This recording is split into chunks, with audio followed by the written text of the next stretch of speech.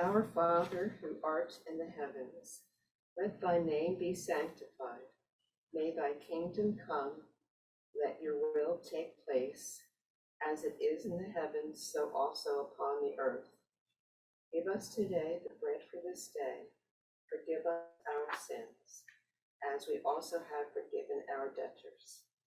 And lead us not into the hands of temptation, and deliver us from evil. Amen, amen, amen, and amen. Now I'm going to read the Aramaic one. And so I want you to see the difference, because Jesus spoke in many different languages. And he was schooled in the highest schools of the mystery schools. And so he was educated on how to speak to the populace. Is that a little bit better? Okay. Can you still hear me? Are you there? It was echoing. Okay. So he was able to speak to the population that he was addressing in their language, because as we know, many things are lost in translation. So now I'm going to read you, and this is the translation. I'm even going to give you the website.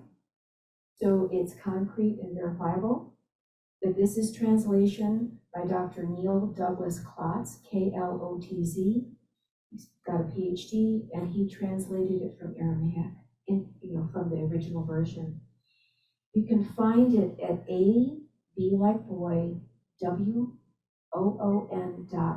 So I'm even showing you where you can go to get this translation, okay? Now just listen to the difference and how much more beautiful it is.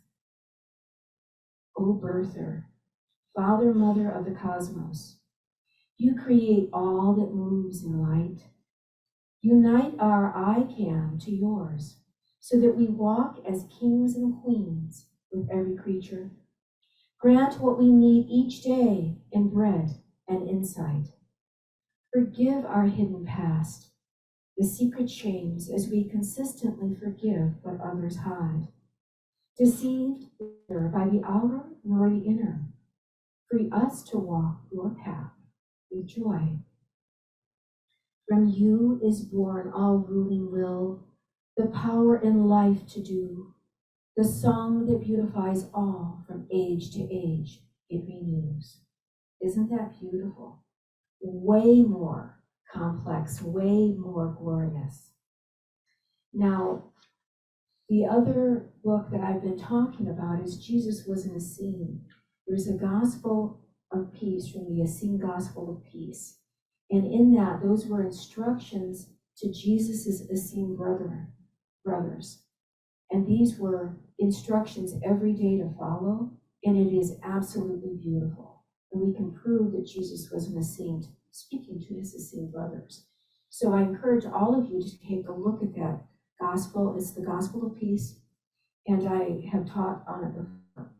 But if my beautiful sister, like Donna, would like to read, in the Essene Gospel of Peace, Jesus also has to the Father that he has to the Mother, and it's called the Earth's Prayer. So you have the Father, just like the American Indians. It's Father Sky, Mother Earth. So if you'd like to, Donna, would you like to read that? And it's the Earth's Prayer. It's going to be highlighted right from here. I'm so glad she's here. We have all of our beautiful brothers and sisters of light. Beautiful. Thank you for coming. Our Mother, which art upon earth, hallowed be thy name. Thy kingdom come, and thy will be done in us, as it is in thee. As thou sendest every day thy angels, send them to us also. Forgive us our sins, as we atone all our sins against thee. And lead us not into sickness, but deliver us from all evil. For thine is the earth, the body, and the health. Amen. Isn't that beautiful? So you're making recognition to the earth, but also God. And we are the connecting piece between the two. So that's why it is our job to create heaven on earth. And that was the original blueprint. So now let me talk to you just a little bit, give you the overview about Anastasia of the Ringing Cedars. Welcome, welcome. Thank you for coming. More people will be pouring in, and I do hope everyone is on Zoom. Hang on, we were somewhat better, still noise, but no echo, we can hear. Okay, I don't know where the noise is, but at least we've got it. You can at least hear it. Wanda, raised hand. Okay. There is noise in the background, hard to hear you. Probably the AC. Could be the AC, maybe. Okay, but at least can you hear me? Sound better. Perfect. Thank you, Wanda. Okay. Now, the reason this is really important, and the reason I'm addressing Anastasia living in Cedars, there's many connecting points. And now, of all the times, we have this female energy coming forth into this time. Deep compassion, love, and that truly was and is going to be the plan to restore this beautiful plan on earth. And so we have the hope, but she also gives us a way how to do it. More than anything, she gives us the history. And I've spoken to you in the past, and I would encourage you, if you're interested, on the book of Dazan. And this is a book in the Himalayan mountains in Tibet. It's in Shambhala at the White Ashram. There is a book that I'm going to tell you what it is, which was absolutely beautiful because I had stumbled upon Anastasia living in Cedars many years ago. It's the closest thing I have ever found that will give you the understanding that I experienced on the other side of the veil. And it was in print. And I've looked far and wide in many different religions. And this isn't a religion, I will tell you that. But it's very evident about.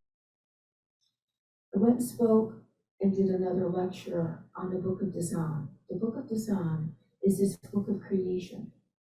And you can only the avatars of light can find a place in Tibet and the Himalayas. You have to have the right purity, the right frequency, you have to have discernment to even find this place. But once you find it, you have access to this beautiful book that is the book of creation from the beginning. It's telepathic. You open the pages and it's all telepathic.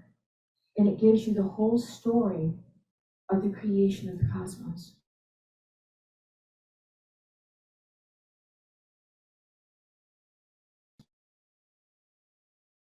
Levinsky did reveal it, some of the pages, right? Because it's a living book.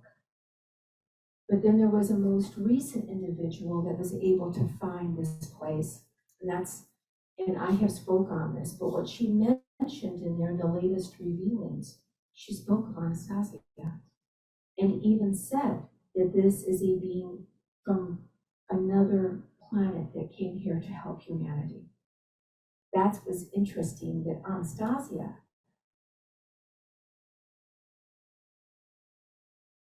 is being spoken of in this book.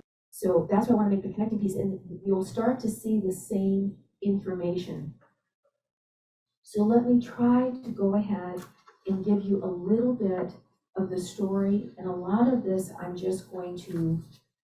I've read all the books, but I'm going to try to summarize it for you, and for those of you who are interested, you can always go and find the books.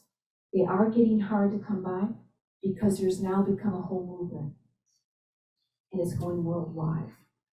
Coming back to nature, communing with the living consciousness of all plants, animals, the living consciousness, able to bring on your telepathic abilities, being able to go into the other planets, your ancestors, to have this living recognition of a living consciousness on earth with everything that's present, with animals. That's what she's able to do, and that's what we originally had, and that's even what I remember. So that's why this is important. What's also coming out is the books, and she said it's coded. But when you read my books, there's codes in there. Well, what it is, and that's where I was up late last night going back through some of the books to give you the foundation piece of this. And that's what I will read to you. We have codes within us, but she'll even speak of a time when this beauty was here in the Vendress era. And it's 100,000 years ago. All parts of the world. And I'm going to speak to you. I'm going to literally read from the book is what she's telling you the origins are. It stayed, there was a portion in Russia that was able to keep it, but even they went dormant. And what happened is you had this beautiful civilization where we were all truly connected, and this is what even the Bible speaks of as paradise. And then there was this negativity that came in. And to preserve the teachings and themselves, they shut off their capabilities in this earthly realm. And you're going to see this. They're still active in other realms. But now she's saying the dormant capabilities have to come back online. And the code is the awakening, is starting to re-remember. And that's what we even speak of at the center here, the re-remembering. But she'll tell you that. So they had this beautiful connection. We were able to have these beautiful, what they, like a home connected. It was about five acres, let's say. And they had a fortress built, and it had living trees. They had living knowledge in it. You could read it. You put it up, and you lived with your family. You had enough food for yourself and your family. And that went on for generation to generation to generation. It was just absolutely beautiful. You had more time to contemplate the cosmos and to help heal because you weren't chasing the almighty dollar. It wasn't such a suppressive regime that came in. You were more open. You had more time to connect with the cosmos, and your children were the centerpiece. They were the center point, and you allowed them to have that beautiful access and instruct them so that each generation thought quicker. And this is what Anastasia talks about. So when you have this time and you're connecting, your consciousness thinks very quickly. It can think one step ahead of the other very quickly. And each generation then is empowered because you're giving them the proper nutrition, with the proper education. And we can then step up our frequencies and our consciousness and have that beautiful connection. That's where we're supposed to be. So now let me tell you a little bit about Anastasia. How does this come about? Where did it come from? It's the entire Ringing series. There's about 10 books. And it speaks of knowledge that was preserved over the centuries by these Druid priests, and I track that back. And it's by the Vendress. You see, the Druid priest held it, and her grandfathers were one of the last remaining priests, you see, that gave her and understood this knowledge. But where did that come from? And that's the Vendress, and that's what I went ahead and found. Or even I want to give you the origins of that. They lived in a Siberian forest. However, these priests hold that lineage of this even more ancient knowledge, that's the Vendress, that they are gifted, and they gifted her with it, and her son. You see this? And this is this Book of Kim, which I'll be reading to you from. That's the entire detailed history of this Vendress civilization. So they lived in Eurasia in the ancient days, and they had full awareness of God in harmony with the entire cosmos. She'll teach you that you can commune with all of nature, remote view with your healing ray, and send and heal others. Get information from your ancestors, from other planets and other dimensions. This is this directed heart rays of consciousness. So now let me go just a little bit. Where did this come from? How did this come about? She's one of the last surviving members of this ancient Vedic culture whose powers and knowledge far exceed anything known today. She's the inspiration. Her parents died tragically, actually on a ringing cedar. And then she was able to figure out what that was and redirect the energies. And I actually have a little pendant of the ringing cedar. You'll see that the cedars, that's why that's entitled Gather Knowledge from the Cosmos. And when they hit a certain point, they will actually ring like a bell. And then if you have a piece of it, that knowledge, that energy can be gifted back to you. You see, it's a beautiful interchange between nature, the cosmos, the animals. She meets, and this, you'll see Valdemar, and let me give you the story on him. But the story begins in 1994 on the bank of the River Or, amidst the endless expanses of the Siberian tundra. That's the forests. This well-known Siberian entrepreneur, Valdemar Negri, met with two elderly gentlemen and told them about the amazing properties of the Siberian cedar tree, which is what I was just telling you about. At first, he doesn't pay any attention. They are begging him to cut it down so they can gift it to humanity. He's like, why should I have my men and spend all this money and do this for you? But the men spoke in a very philosophical way, not in the regular traditional way that these rural villages would speak. So he remembered them. And when he came back by, this beautiful woman emerges, and she knows him and she's known to expect him.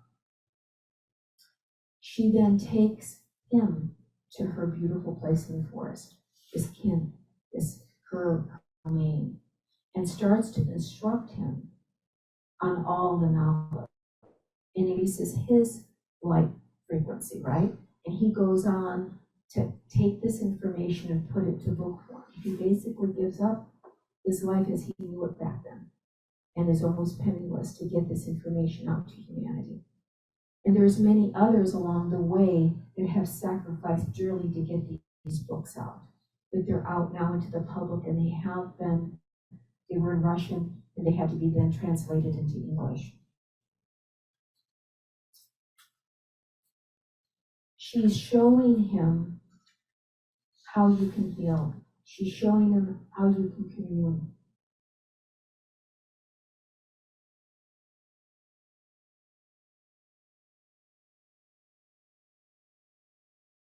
We are divine. And we were instructed even in Genesis to name the animals, remember that? And that in that instruction, the animals there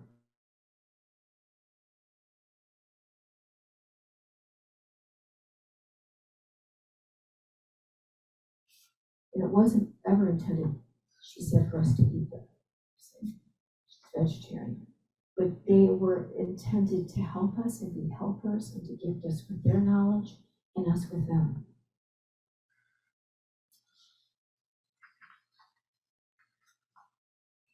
So we in the Bible were supposed to have and determine the purpose of every creature. To love and instruct them, that they will help us. And so in the forest, all these animals help her, protect her, right? And from the Ancient of Days, her great-grandfathers before her built this kiln with all the forest with the trees, and it bears fruit. That they literally have it's a living creation. And if you know how to read it, it has letters. So it's a living creation, it's a living book. What as she is saying, it is in Vendrus, we were thriving there until 5,000 years ago. It's I think 900,000 years up until 5,000 years ago. And then all of a sudden this information is just kind of wiped from the history books. What she tells us is that we are to go within.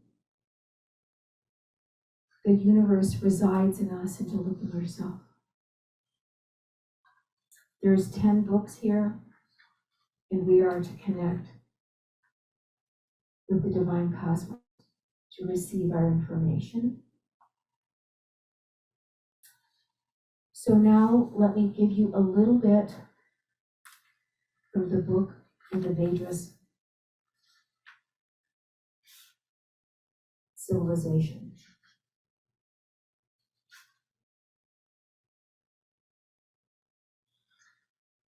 This is about the living book. And that's what she wants, and that is what we had before, is that you have land. When you plant your trees, when you plant the fruit trees, when you're communing with all of nature and the animals, that home will protect you, your children, and your children's children. It will teach you and instruct you. And this is his son telling him this. Somewhere here in the top, Anastasia has an ancient book written in letters that nobody else knows. She knows these letters, and she has taught our son to make words out of them and read them.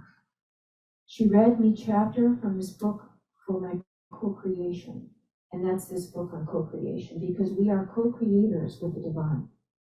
She's going to give us the instructions on how we can co-create this beautiful, living connection with the cosmos. So this is written into nature itself. What she believes, the universe itself is a thought from which was born a dream, which is partially visible as matter. She's instructing her son, humanity, my son, you are infinite, you are eternal. Within you are the dreams of creation. And that's how they're instructing all their children. And that's how it was. And they knew how to sing and think into existence what they wanted, with action and with thought. And what she's saying is that when we have time to reflect and all of our talents come online, we can think swiftly. And then we can actually outthink the other negative forces. And she did that. Because within the books, she'll even tell you there are negative forces. And that's what she has to do, is take them in and purify them. But she was able, with the thinking through very quickly, to outsmart them. And that's how we know that this original plan will be restored on Earth. And how she did it, before I go into the history of the Vendras civilization, I thought was fascinating. There is a force here. We all know there's a counter force. But she's activating us, and she's having us activate our dormant capabilities that were switched off. All of us can come online. And even in the design book of creation, they're saying when enough of us activate and petition the Christ consciousness to come to earth, it will happen in physical form. She's showing us how to activate those talents, right? She knew what the negative forces were, but they're always self-serving, right? So when they were keeping pace with her, all of a sudden she saw the way out. She gave up. It was no longer her helping. She gave up. And then she said, let humanity take over. Because it was not self-serving, was it? And it stemmed the negative side so much that had that beautiful space where this wonderful knowledge took form. And that's how all the books came into being. And now we are being activated throughout the entire world right now. This movement is going worldwide. When you read the books, that dormant capabilities, all of a sudden the veils are being lifted and you start to remember. And that's how she got through. That was the spark of light, the restoration of humanity and earth. And that is that beautiful divine love. And so that mother love, that feminine love, deep compassion, when we think of others, That's how she got through. And it's up to us, just as Christ said. It's up to us. We are to be his instrument. That's what she's asking. She was able to penetrate the darkness and give us the light, the way forward. So now let me tell you a little bit about this dormant civilization so that you understand the Vendras. During the Vedic age, that's 900,000 years ago, okay, up into 5,000 years ago. It reached a level of sensitive knowledge, allowing it to create energy images through collective thought. They could literally think it and sing it and act it right into creation. And then it underwent a transition into a new era of existence known as the image age.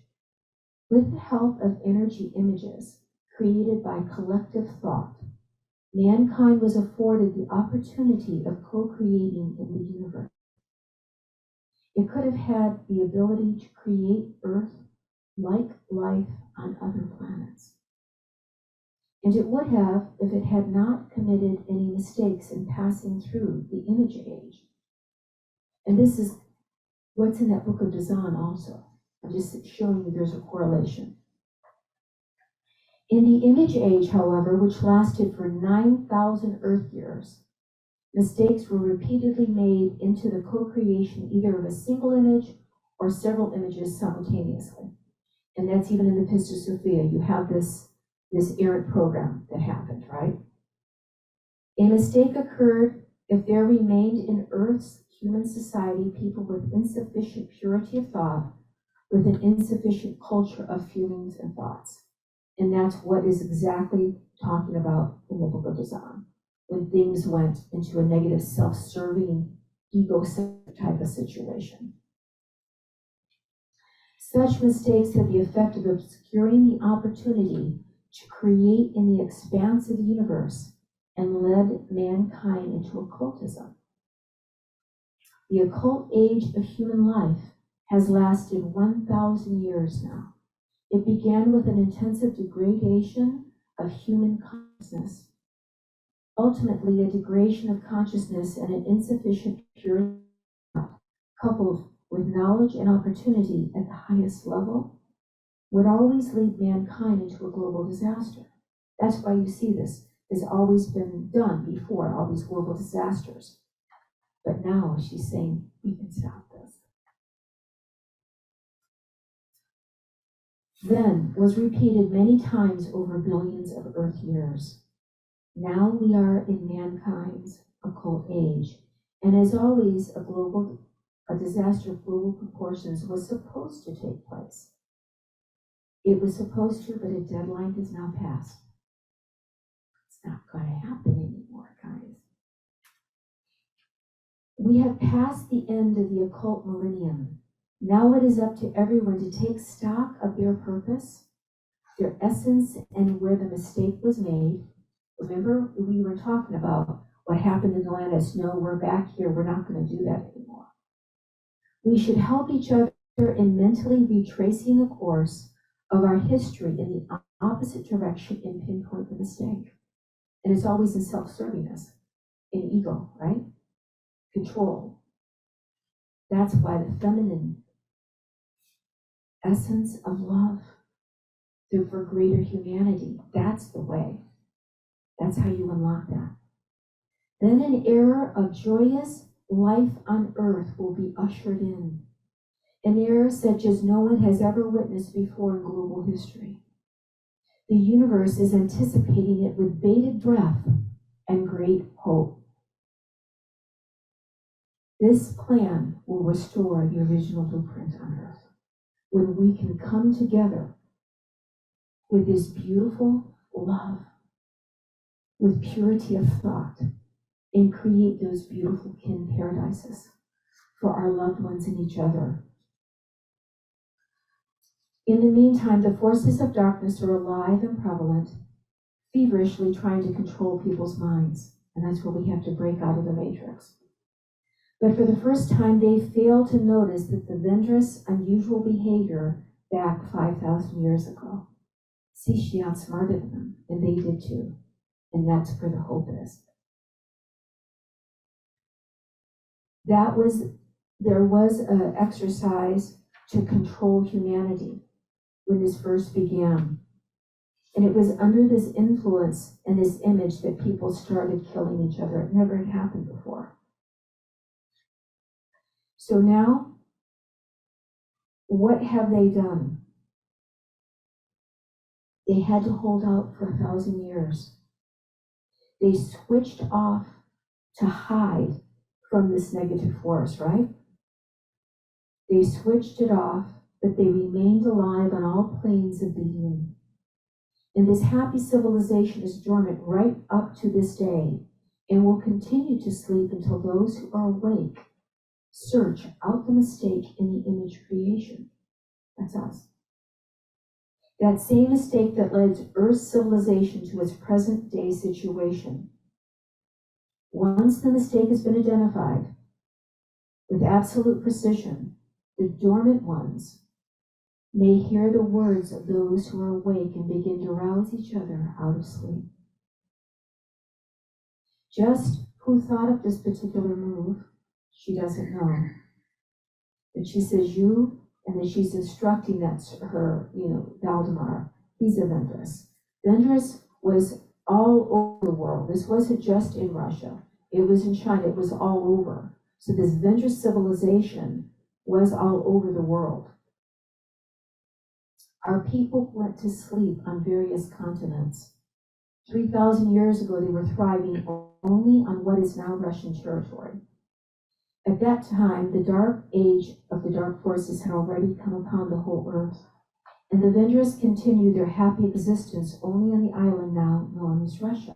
That's why that's the last preserve. That's where she is, like the last of this Vendrus civilization, and she had to get this information out. She had to find a way to the darkness, and she penetrated it. And now she dropped it into our laps, right? They needed very much to hold on to another 1,000 years, switching the dormant, switching everything off so that they couldn't be seen, right? And she did. They did for another 1,500 years on this little island. They fended off the attacks, but not on a material plane. The darkness had already taken control of people's minds over the whole of Earth. And that's the fall. We have forgotten, right? They held it. Even they put it in dormant status so that it could come back online. It was 1,500 years ago that this last island too then fell asleep. So even in Russia, they fell asleep.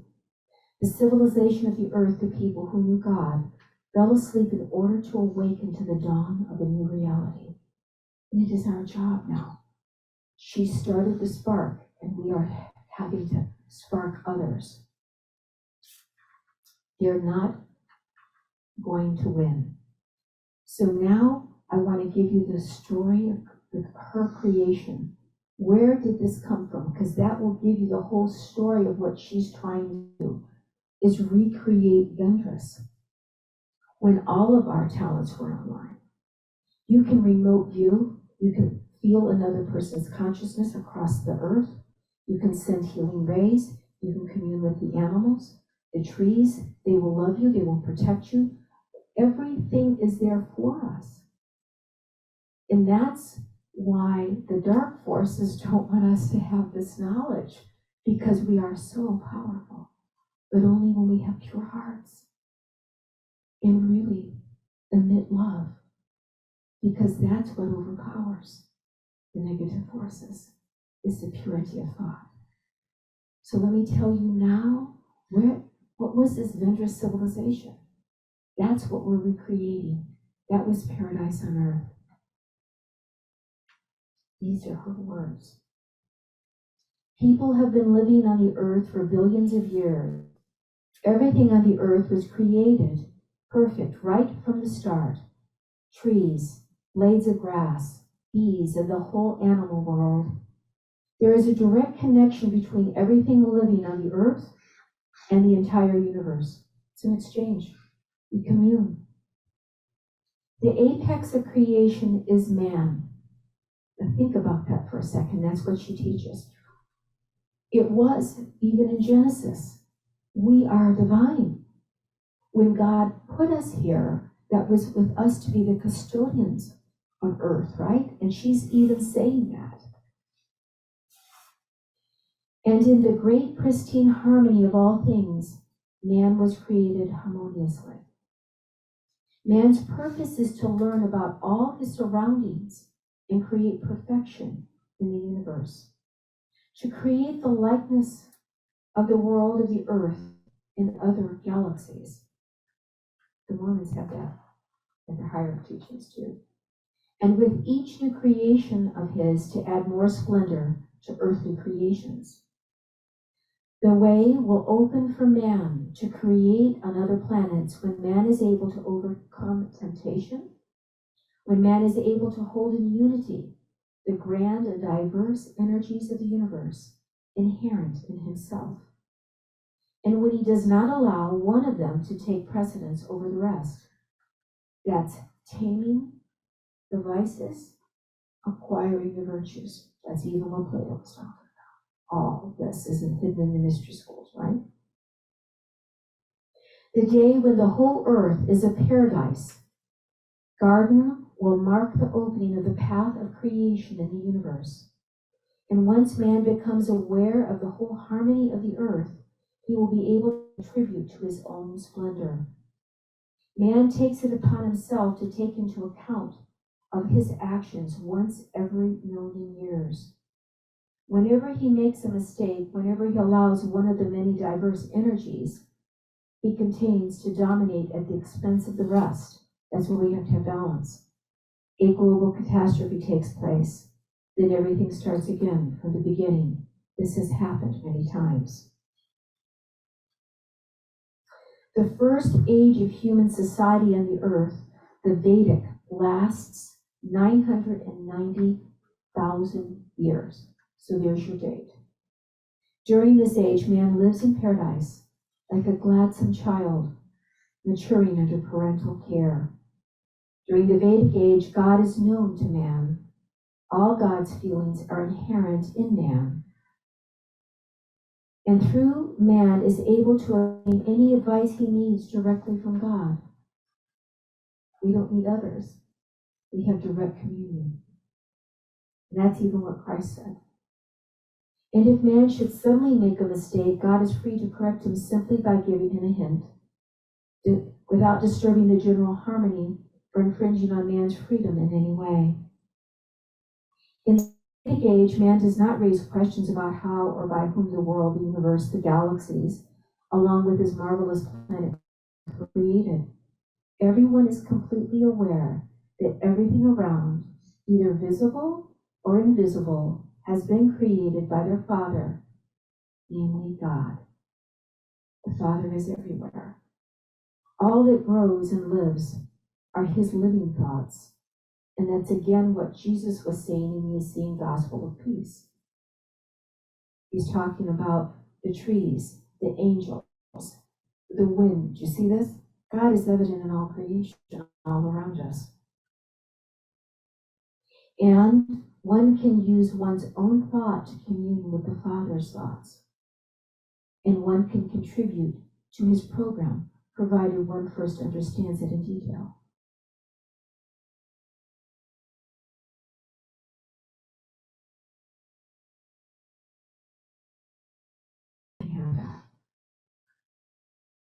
During the Vedic age, man did not bow down before God, nor was there the multitude of religions which sprang up afterwards. There was a culture to life because they had the proper food, the proper nutrition. Human society in the earth consisted of happy families. The various continents were inhabited by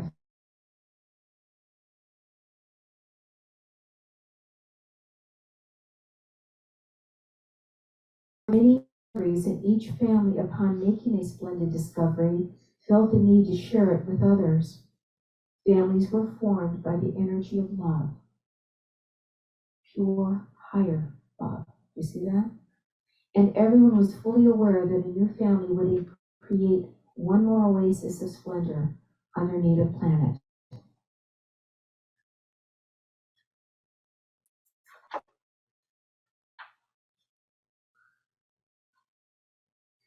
What Anastasia tells us, and these are her words here,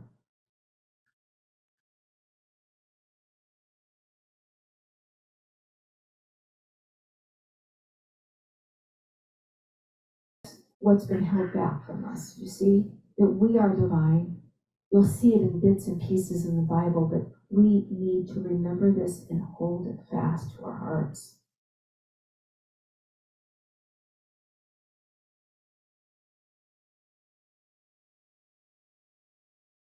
Be sign of monstrosity? No, of course not. Right from the beginning, man, the most perfect work of the Creator, was the most glorious creation on the earth.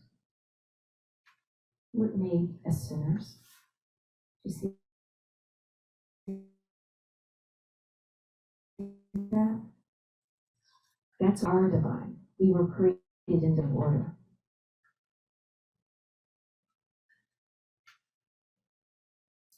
Every man of the Vedic culture was fully aware that what he consumed as food not only fed the body, but filled the soul with conscious awareness.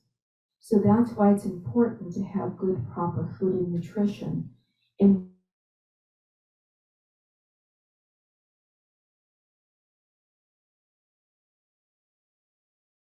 she's even instructing Valdemar, you take the seed, you put it in your mouth, you let it know you put it in the soil, you're with it, it's a living consciousness.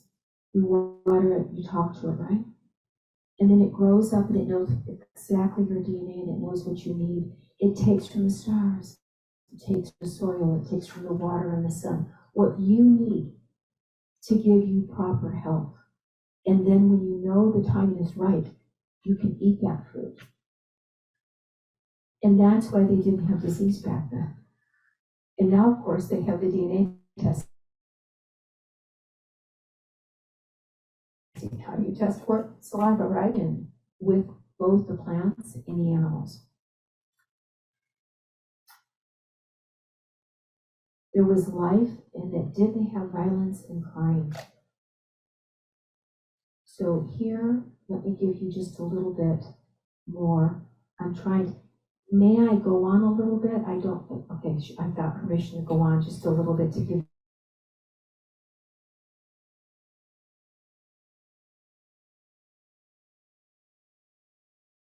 Absolutely beautiful.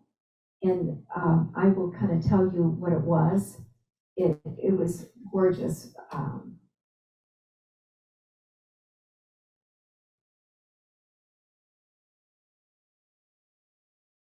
When a man and woman, kin, would come together, and they would create the land, and then they would bring to them the animals that would be there to give them with their milk.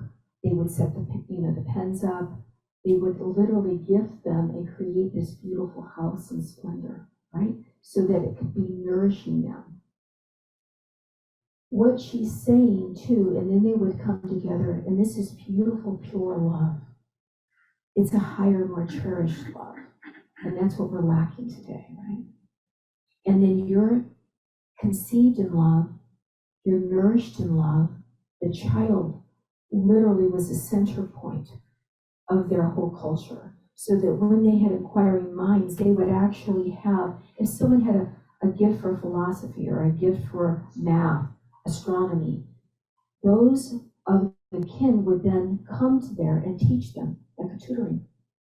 But always with that dialectic, asking them questions, not suppressing their intellect, not telling them what they need to say, and just do it with, memorization. No, they weren't imprinting on them what they thought. They would encourage their creativity, their curiosity, and let them expand. You see this? So that each generation was more intelligent than the one before. I could think faster and quicker. And that's what they would nourish. So you have these beautiful, wonderful rituals that they would come together, and it was always a blessing. now what I wanted to also tell you what she's saying. Toward the end of the Vedic age, because now you know how long they lasted, right? Vedic age of human life, a great discovery began to take place. A discovery unparalleled over the whole course of the history of human civilization on the planet Earth. People became acutely aware of the power of collective thought. And that's what we need to do today. On every country, when we all come together, that's a force. And that's a force of love that we can restore this plan of paradise on earth. They can't suppress that. You see, the negative forces cannot do that. That's why we have to do that today. And here we must clarify what exactly is the thought of man. The thought of man is an energy unparalleled anywhere in space. It is capable of creating marvelous worlds on the one hand, and on the other hand, weapons capable of destroying the planet. And all the matter that we see today, without exception, has been created by thought. We have that power of thought within us. That's what she's saying. Encourage it. We are made in our Creator's image. We hold the divine blueprint. That's what she's telling us. Remember, this is what we used to do. Nature, the animal kingdom, man himself have all been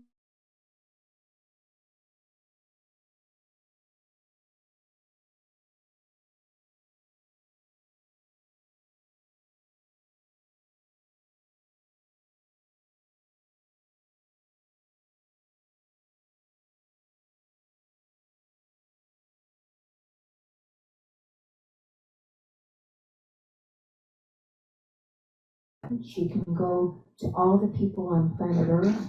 You can feel their energies. You can see them. This is the remote viewing. This is the bilocation, right?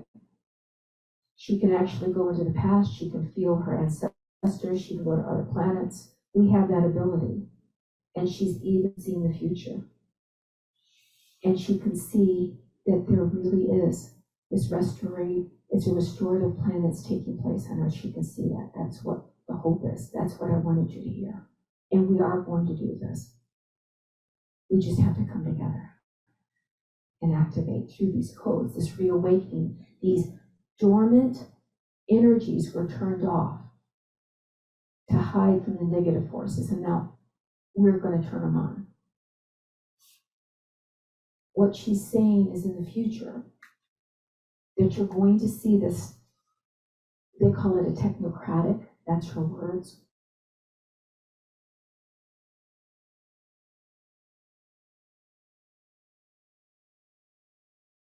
And yet she raised him in the forest without any of that.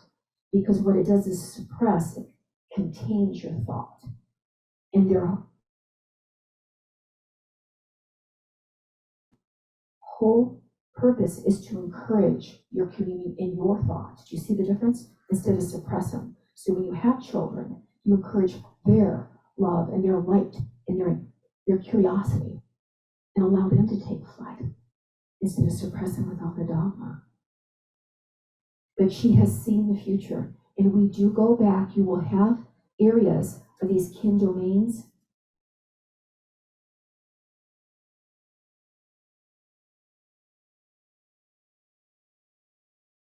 The cedar trees and the pine nuts, but it's the beautiful food and the harmonies and the thoughts. And there will be pockets in the cities that will actually go into the kin domains to get the proper food. But we will live like in harmony with each other. Do you see that? And so she has seen the future. You may think that it is man's hand that has produced them, but yes, today man's hands must be employed. But to begin with,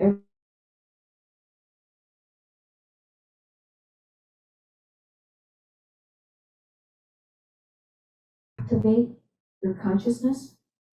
She's asking, I had to go through all the series to get this, guys.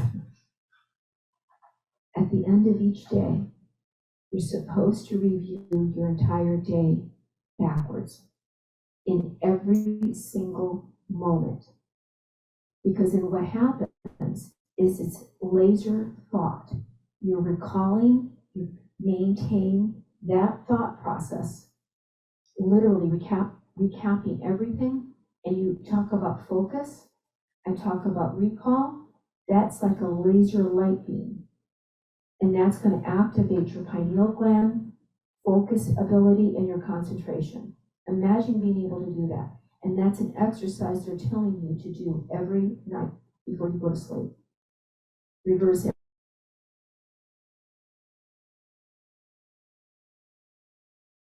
Everything that you did that entire day back to the beginning, single thing. Imagine that kind of focus then, because then you can direct it to heal people. And what else? As a collective thought, to produce this beautiful restoration, this paradise on planet Earth together. So that's what the mystery schools were telling you and teaching you, is this concentrated thought, this focus. And that takes diligence and perseverance to be able to focus. Can you imagine focusing for 8 hours backwards? Think what you can do with that kind of potential, that kind of directed energy. That's what we have at our fingertips. That's what she's referencing here when she says that. But to begin with, everything down to the last detail is created by thought. So if we want something, and we want this beautiful restoration plan to happen on Earth, collectively, we have to produce it into its minute details. And you'll hear that with the book The Secret and all the rest of it. All this knowledge has been known and hidden in the mystery schools, and it's now starting to get revealed. She's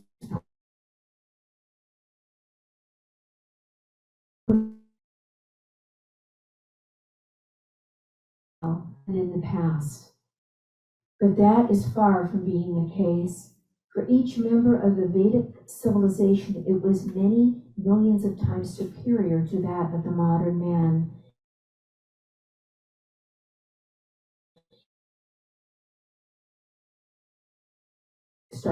You can think so fast, and she had to outthink the negative forces with just lightning speed. You see, think ahead of them. This can be seen in the knowledge we have taken from the past about using plants for medicine and food. But nature's devices are far more perfect and complex than anything artificial. We go back to nature, our God-given abilities, and what's here on earth. That's the book of creation that holds the answer to the secrets, right, to be revealed to us. It was not just man summoned a whole lot of beasts to serve him. It was not just a case of defining the function of all growing things. Once he realized the power of collective thought, he found that he could use it to control even the weather, or cause springs to well up from the depths of the earth. If he were not careful in handling his thoughts, he could make a bird fall from the sky while in flight. You see, because our thoughts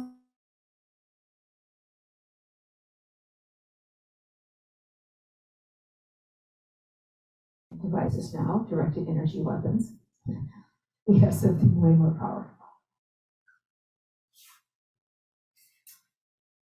Or affect life on distant stars, either to plant gardens on them or to utterly destroy them. That's the power contained. We're like way more powerful than a nuclear bomb.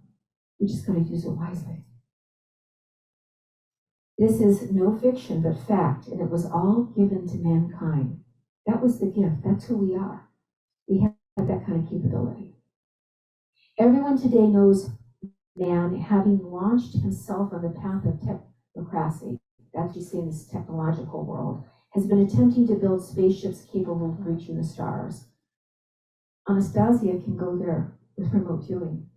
There's been some remote viewers on Earth that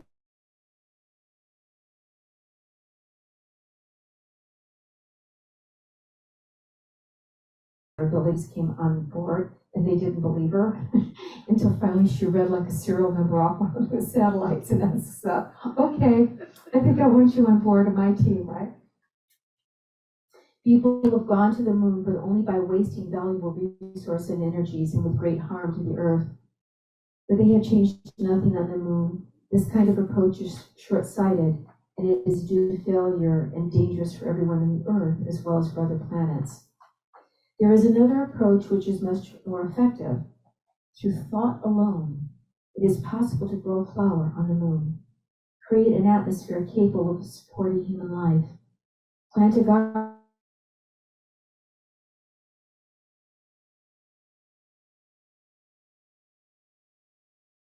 the whole earth into a flourishing paradise garden. Now can you see why I wanted to read Paradise on Earth to begin with? She's saying this. She's showing us how to do that. We have to have the diligence and the focus and the concentration and the love to pull this all together collectively from all the different countries and each other. We are the light. We have to turn that light, those codes back on, right? Because we went dormant.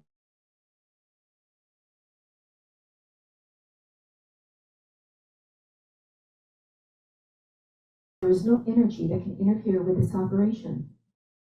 Matter and today's technology are the reflection of collective thought. It is this collective thought that was invented, and that invented all mechanical devices and armaments we have today. But remember, I was saying that in those Vedic times, every living man's thought had far greater power and energy than now. Objects such as rocks weighing many tons could be moved by a few as 9 people gathered together to make it easier to use collective thought for the benefit of the majority without wasting time getting a whole lot of people to congregate in one place. People invented images of various gods and began to control nature with their help. The sun god appeared in his own image. Likewise, the gods of fire, rain, love, and fertility. Everything needed for life was created by people through the images on which human thought was concentrated. It performed many useful acts. Rain, for example, was necessary for watering the ground, and so no one person directed his thought just to the image of the rain god. It's just for utilization of time, is what she's saying. It was an easy way to do that. When rain was really essential, then a whole lot of people concentrated their energy on the image of rain, and when enough energy had been accumulated in the image, the clouds gathered and the rain fell, watering the harvests. We can do this with our consciousness. Unlimited opportunity has been given to man by the divine nature. Mankind could only overcome the temptations associated with unlimited authority, because that's what we were given, is authority, and hold all the energies of the universe in perfect balance within themselves. Then gardens, as the fruit of human thought, would appear in other galaxies, and man would be capable of happily producing this beautiful image in other planets and on other planets. What is called the Age of Image was now coming into bloom. In it, man not only created but felt himself to be a god, but then what else could be the Son of God?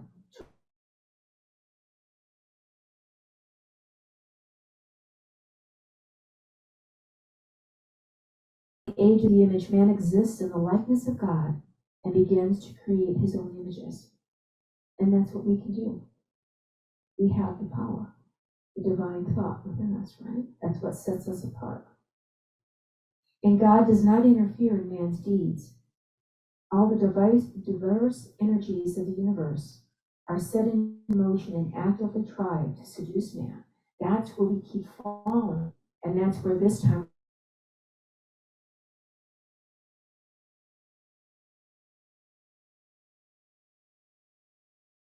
exist in great numbers and play opposite roles.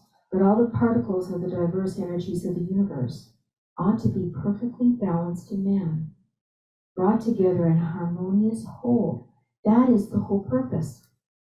That's when we tame the vices, increase the virtues, and then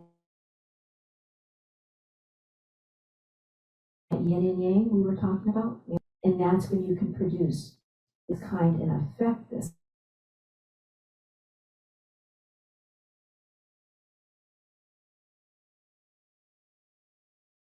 this, I don't know, can I read? She wants me to read more. Oh, they'll leave, they can leave, okay? And for those of you, you can sign up when you can, but if those of you have inquiring minds, we will read more fully to get a little bit more of this information. Images can lead people to do many splendored creation, but if their inner unity is surrendered, they can also lead to annihilation. On earth, it's only when everything becomes out of balance, but when we can tame ourselves and the negative thoughts, and we can work together in unity with collective thought with the higher good. That's the Vedras civilization. That's what they were able to do. But see, they had their capabilities, all their chakras were aligned, all their gifts were aligned, and they could think like lightning. Do you see that? But what is it, the basis? Purity. Everything's balanced here. And that's what the mystery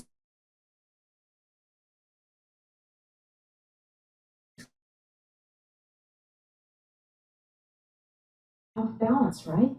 That's where your virtues have to be in line. Your discernment, your strength, your focus. That's what she's saying. You have to be able to focus. It's like an energy weapon, right? Let's focus it. Let's bring it online. Let's get the ability, but then we can focus it together.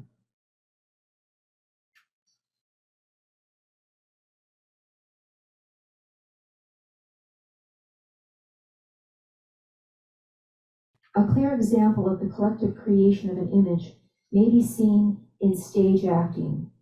One man describes the image on paper, while another one portrays the described image on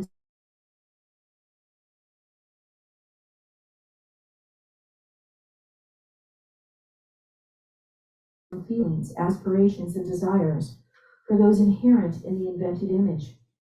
In the process, the actor may change the way he walks, his facial expression, his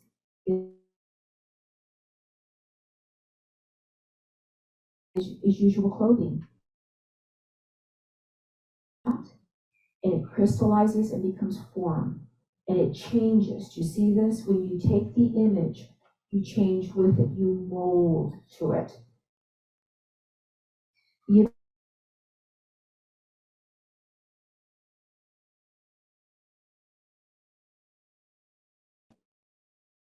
We have that ability. That's the divine creation. That's what the Bible speaks of.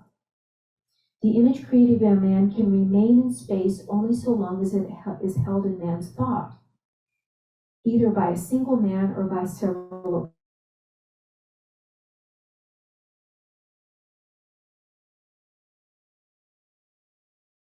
Image.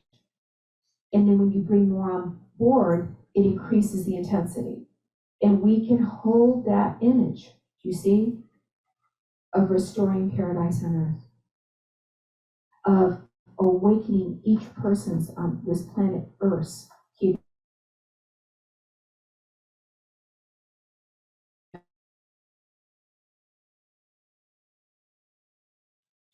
The greater the number of people feeding the image with their feelings, the stronger it becomes. The image created by the collective thought can possess colossal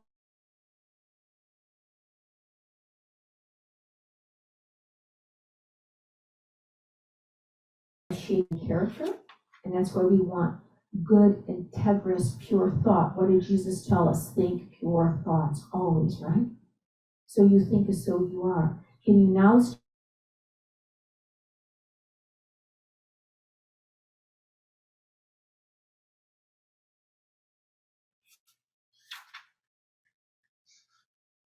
it has a reciprocal connection with people and is capable of shaping character and behavior on the part of groups of people, both large and small. So you can enact this beautiful image.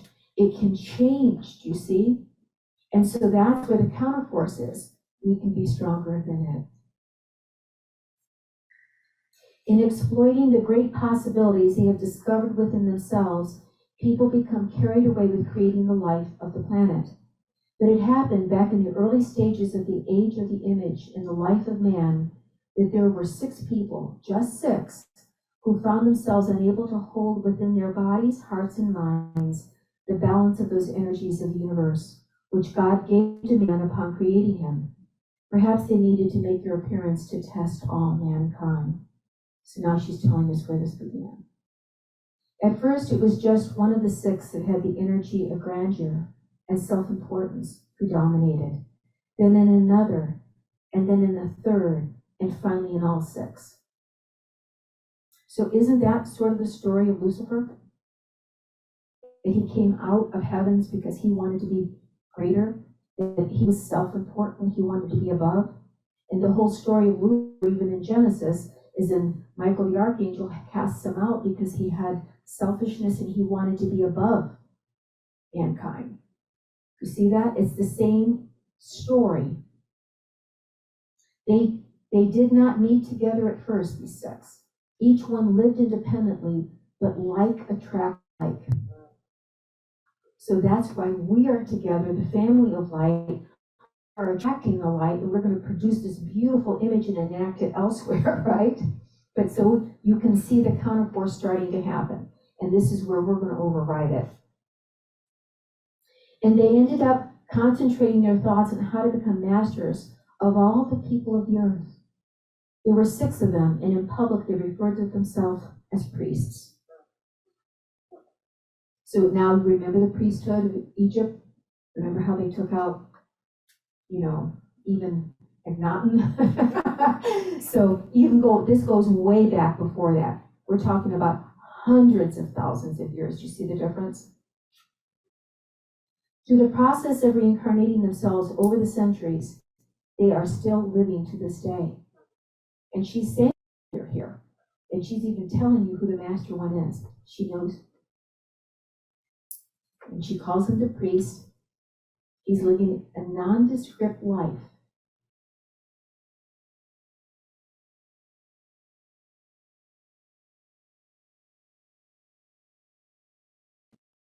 He's controlling this counterforce with his consciousness, and he has all of his minions doing it. He's the center point. And he's hidden. She knows who he is. So I'm giving you that from the whole book. I had to go back in there and find out. Because she knows who he is, and that's what she had to overcome. And that's how she was able to sidestep, because they're on top of her, right? She has to outthink them. That's when she stepped aside and said, okay, I give up.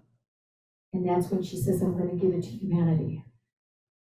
Isn't that what Christ did? That was Christ. He's got the same plan.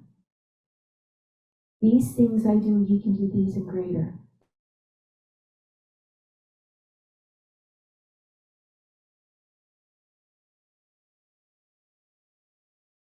And there's some other things we could talk about that at another time. But that energy of the Christ, he gave to his disciples and all of us. Isn't that what she's doing? She's got the books written. She got the information out, but that's how she did it. Because the counterforce was unprepared for that. Today, all the peoples of the earth are governed by just 6 people. These are the priests. Their dynastic and their dynasties are 10,000 years old.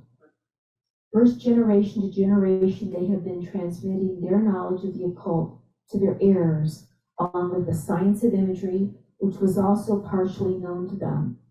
They have taken great pains to hide the Vedic knowledge from all other people. And that's why she wanted this out. Among the 6, there is one who's considered chief, and he is called the high priest. That's the guy. Today, he considers himself to be the chief ruler of human society. Though a few sentences I have uttered, which you have recorded in your books, as well as through the reaction of many people to them, the high priest has begun to suspect who I really am. So he's now aware.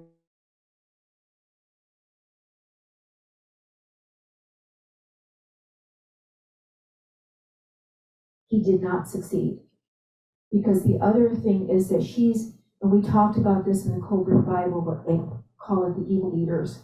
It's sort of like the Matrix. When you eat Mr. Smith, you can perfect it. So what happens is she's in the forest, there's a lot of negative energy directed at her, and she's able to take it in and transmute it, although it takes a lot of her strength. And then the forest and the animals, and she has to repair herself, okay? But this is how powerful this beautiful woman is. And she cares for humanity.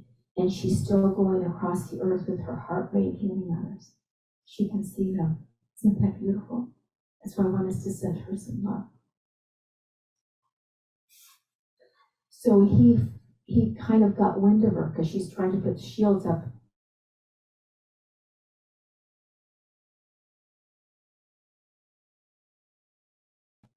He tried to destroy her, but he did not. Still not completely convinced of who I am. But see, we know who she is from the book of Design, don't we? Now I have uttered the word Vedras. That's now he knows. Thereby exposing myself completely. So now she's at risk, guys. The current high priest living on the earth today is afraid even of the word Vedras because of what it represents, because that's how power is coming back online. That's what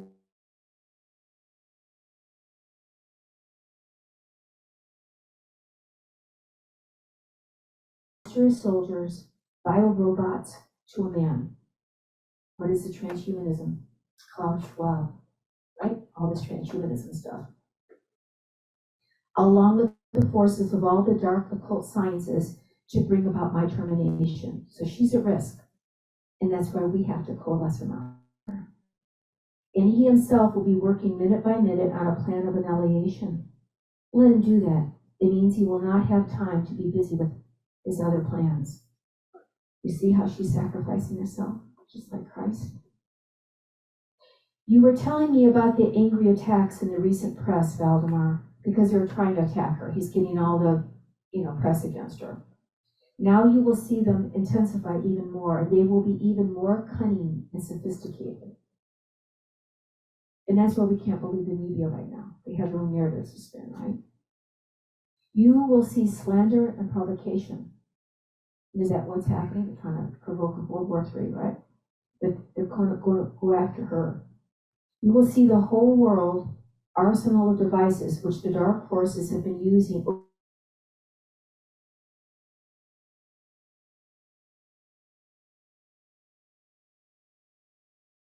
out to the masses so that we can empower ourselves. And I say we can protect her. But what you will see at the beginning is only the tip of the iceberg.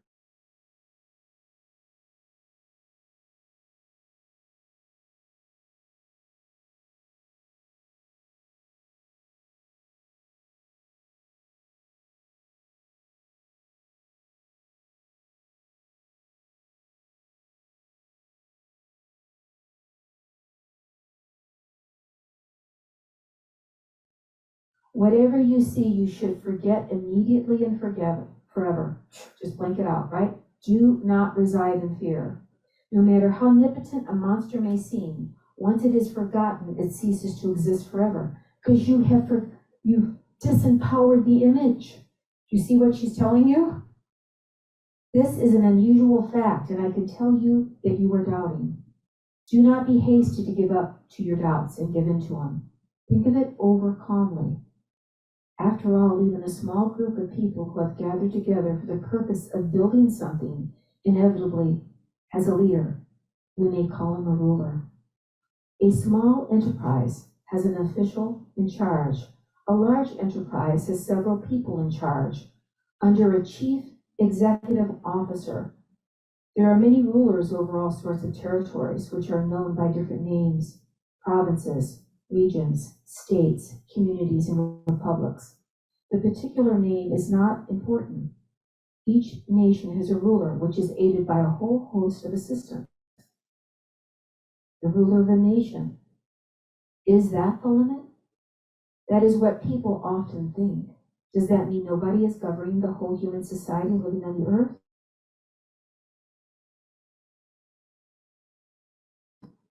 And are there no claimants wishing claimants? There still are. You know from recent history many names of military commanders who have tried to dominate the world by force, but not one of them has ever succeeded in taking power over the world. Whenever they found themselves close to seizing a universal authority, something would inevitably happen, resulting in the destruction of both the pretender to world domination and his army. And this is so, if you know history. Genghis Khan, you see all these ones, even Hitler, what happens? They get suppressed. So just know that we hold this power in our hands if we unleash it for good.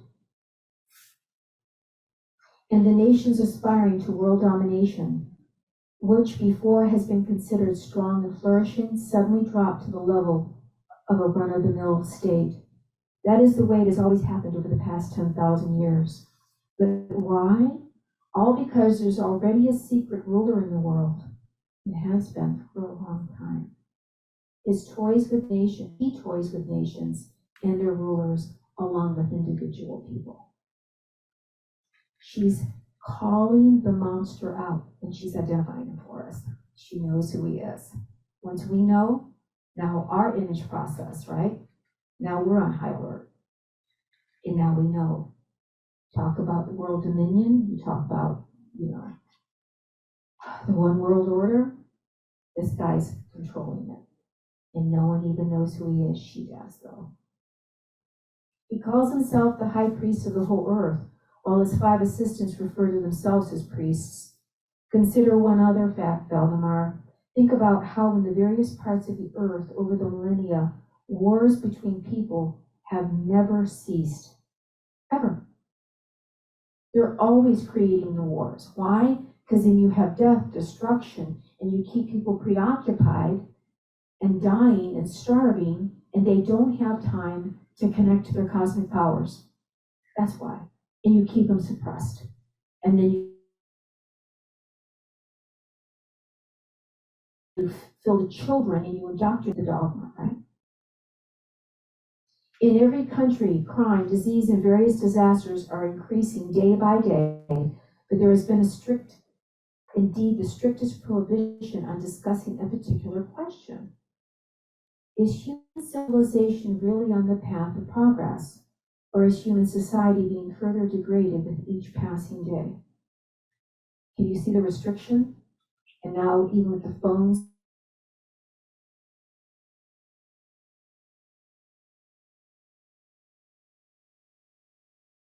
each other, and in our children and the future generations, our own connections. And that's what she's talking in Vendress that they did. There can be but one simple answer to such a question. Only first take a look and see how the priests acquired their authority and how they have managed to maintain it to this day.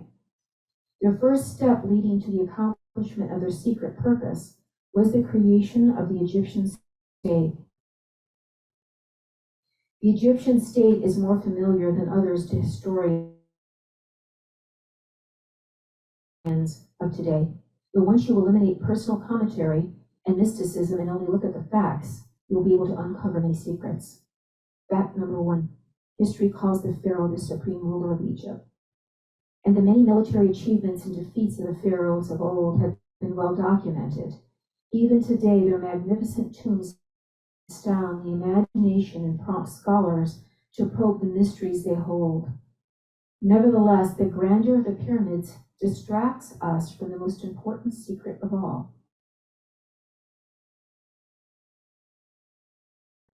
Not only were the pharaohs gods, it was to them that the people turned with pleas for the auspicious crop year, pleas for rain, and an absence of the perennial winds.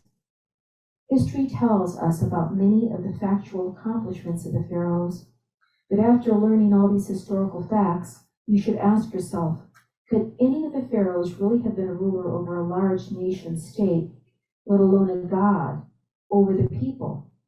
And once you weigh all the evidence, you will realize entirely on your own that the pharaoh was nothing more than a viral robot in the hands of the priests. Meaning the priests were controlling the pharaohs, which is what's happening today with all the nation leaders, right? Now, here are the facts. They're also known to us from history. During the age of the pharaohs, there also existed priests in magnificent temples. One of them was the high priest. There were always several candidates for the pharaohship in training under their supervision. The priest would inoculate in the young boys whenever the priest desired, or inculcate in the boys whatever the priest desired. Among them, the pharaoh was chosen by God. Remember what the Vedas believe? That we are the divine creation. We have the energy and the image of God. That's in direct contradiction to what the pharaohs are, right? Along with this, they told him the high priest himself could hear God speaking to him in a secret temple. Later, the priest would decide which of the candidates would become the next pharaoh. You see how the bloodlines, and they took the power from the people, and they taught us. What did they teach us? That we aren't worthy.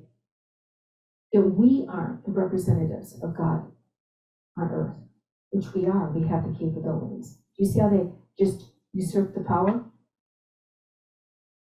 And so the day of the coronation arrived, and the new pharaoh, clothed in special robes and holding the symbols of office in his hand, took his place magically on the throne. And in the eyes of the people, he was an omnipotent king, God. Only the priests knew that it was their own bio-robot that sat on the throne. And having studied the new pharaoh's character from his childhood, they knew exactly how he would rule. They knew what gifts he would offer up to the benefit of the priesthood. The priesthood controlled the pharaohs. 6, right? And then the 1. There was the occasional attempt on the part of certain pharaohs to come out from under the high priest authority. That was Akhenaten. Remember? He's the one.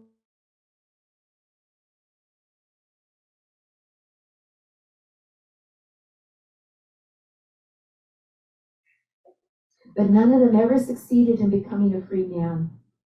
After all, the power of the priests was just as invisible as the pharaoh's royal robes were visible to all.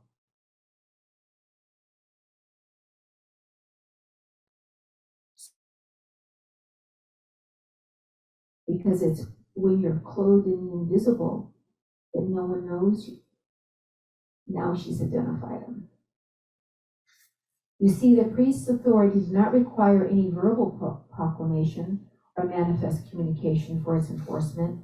After all, in exercising their power over any individual ruler, the priests did not relent even for a moment. And it was exercised over the masses in turn with the aid of invented suggestion as to what constitutes the order of the universe. They're decreeing. You see, just like our religions, is it not too long ago, you remember that they said no, that we were the center of the universe? And Copernicus, and everyone got, we were allowed to finally see that we weren't the center of the cosmos, how the religions put their dogma through, and people believe it. If only the pharaoh could have liberated himself from the images inculcated in him by the priest and reflect by himself in peace, perhaps he would have been able to become a real man. But there was no way the pharaoh could free himself from the day-to-day cares and concerns, and this has been a part of the plan right from the start. So now imagine, what have they done to us as a species? We work from daylight, to dusk. You're enslaved, and that's their plan. And then you fight with each other, and you never acquire the freedom to contemplate, to be who we truly were meant to be. So they're doing this to the pharaohs, they're doing it to the people, and that's what they're doing to us today. And we are to be free. That's what she's saying.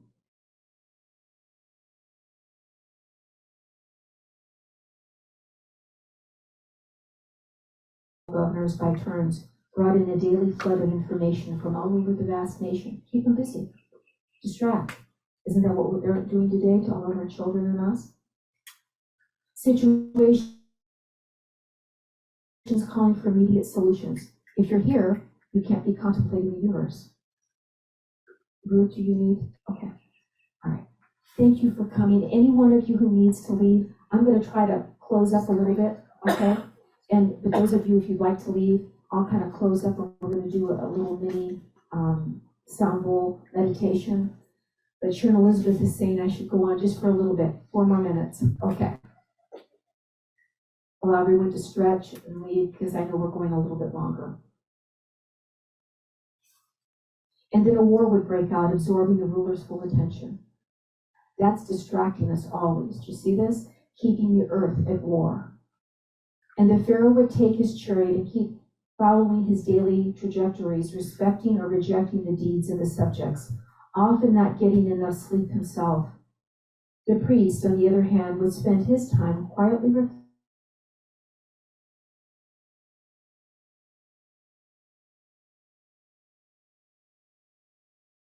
We have to make and carve out and to create in others. The priest directed his efforts to gaining single-handedly control of the world as a whole. And even more than that, he meditated on how to resurrect his own world, distinct from the world God had created. So I'm going to end here with the book, but I want you to see right here, the priest studied the science of imagery, which is what we have to realize, in secret, while the masses of people remembered less and less about the law of nature. So what is our plan? To utilize the law of imagery and remember the law of nature. And that's what she's doing throughout the whole series of books. To activate these codes within us so that we are no longer dormant, bringing our capabilities back online and retaking this world. Keeping pure thought and intention. So I'm just going to close up just a little bit. If you guys want to play the sound bowls, we'll just do just a beautiful few-minute meditation, because now you know what we need to do. So go ahead and start.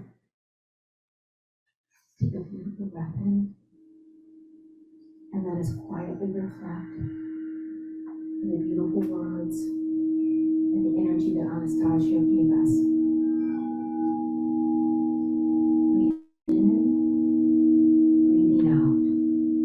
Connecting with the divine, connecting within us, bringing all of our capabilities back online.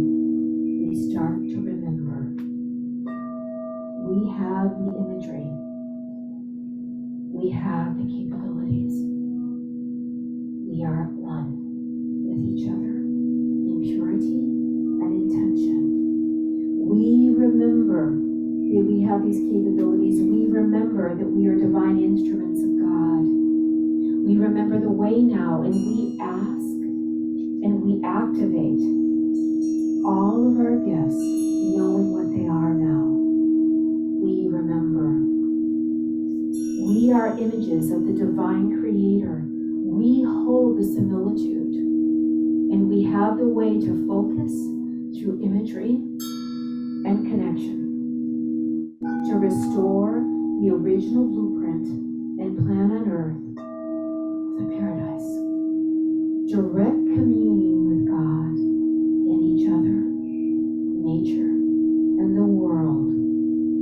And we don't even have to stop there with all the infinite dimensions and the galaxies. Breathing in, breathing out. We are at one with all creation. We and our Father and Mother God are one. We embody within this beautiful physical being of ours the imagery and the sanctity of the holy. We become holy and balanced, knowing that with each thought, with each desire, we enact creation and produce it. And so right now we breathe with the imagery, and we can see collective thought. We combine purity and intention for all humanity, seeing this beautiful planet restoring the original paradise on earth, where we are in direct communion with each other. Animals, the waters, each other, and our Father, Mother, God. We are capable. We are loved. We are God's divine, beloved children. We hold the light. We blend the light together, and we enact the purity on earth. You can see the blessed ones coming to help us, and all of earth is renewed. And the plan for paradise on earth is restored as it was meant to be. Breathing in, breathing out, faith and knowing this that it is to be, it is now and ever will be. The plan for enaction is unfolded. So mote it be. Amen, amen, amen, and amen. Beautiful. So thank you for the sounds. I want you to see that we can see that beautiful restorative plan on earth unfolding. We have the way, we know the path, and we can literally unearth the Vedas right now and have it be populated.